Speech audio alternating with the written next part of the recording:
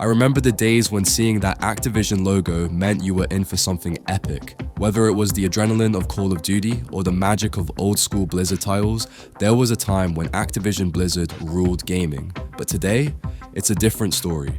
Let me walk you through how one of the most iconic gaming giants slowly lost its way. Not through some massive implosion, but through slow decay, missteps, greed, and lost identity. Every year, a new Call of Duty, and at first we didn't mind. Each one brought something fresh. Modern Warfare, a game changer. Black Ops, incredible storytelling. But then, they started feeling the same. I'd boot up a new Call of Duty and think, didn't I already play this last year?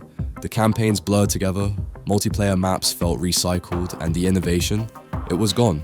When they did try to change, like Advanced Warfare or Infinite Warfare, players freaked out. They hated jetpacks, they hated space, they hated when it wasn't boots on the ground. It felt like the developers were trapped. Try something new, get slammed. Stick to the old formula, get called lazy. And you know what's wild?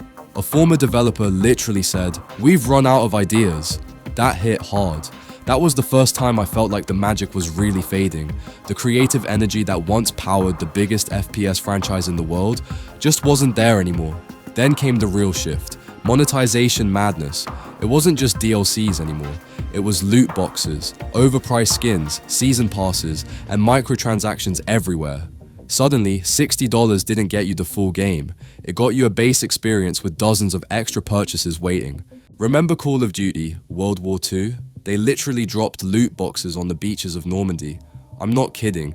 You'd stand there and watch other players open crates in the social hub. It was surreal. The absurdity of turning a serious historical war setting into a slot machine sideshow. It was offensive and tone deaf.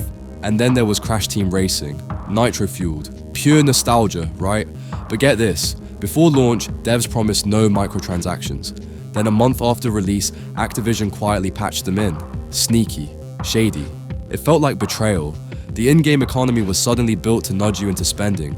And the worst part, the community saw it coming. We hoped they wouldn't, but deep down, we knew. There was even a patent, for a matchmaking system that paired you with players who had premium gear, just so you'd get envious, just so you'd buy more. Gaming started to feel less like an escape and more like a psychological trap. It wasn't just annoying, it was disheartening. You could tell the games weren't being made for gamers anymore. They were being made for shareholders, for quarterly reports, for whales.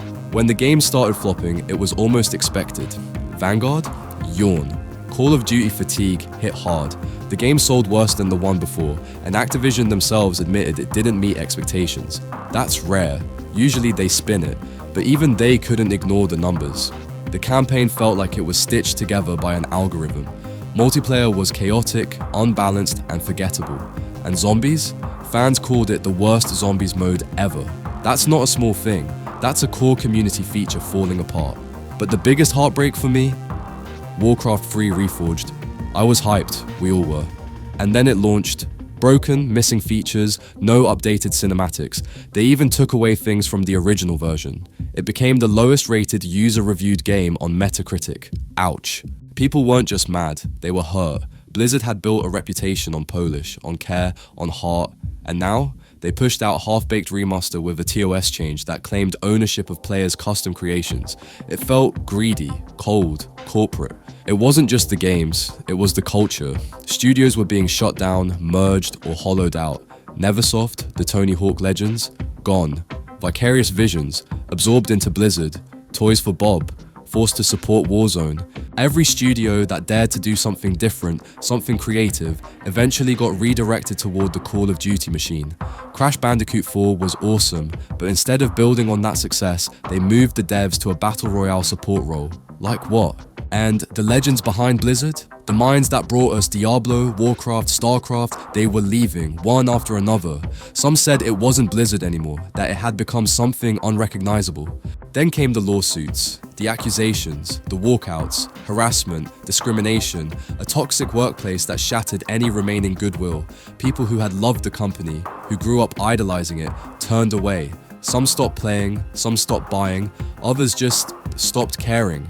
By 2021, the Activision Blizzard name was radioactive. The memes were savage, the trust, gone. I remember scrolling through forums and seeing post after post from longtime fans saying, "I'm done," and they meant it. The community wasn't angry anymore. They were exhausted. Year after year, they hoped for a turnaround, for something bold, something fun, but all they got was monetized mediocrity, promises, followed by letdowns. And then came the silence. That's how you know things are really bad, when people stop even bothering to complain. Then came the twist.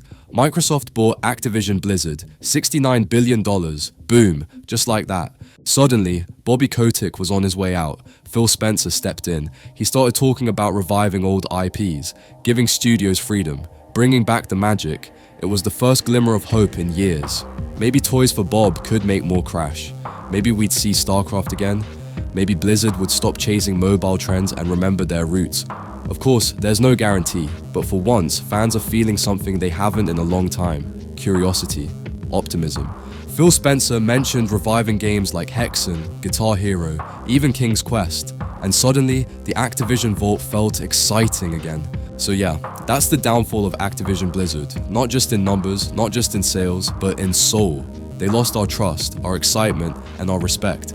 But maybe, just maybe, this isn't the end. Maybe it's the beginning of something new. I don't know about you, but I'd love to see that logo mean something again, to feel that buzz when it flashes on screen, to believe in the magic again. Here's hoping. Thanks for watching.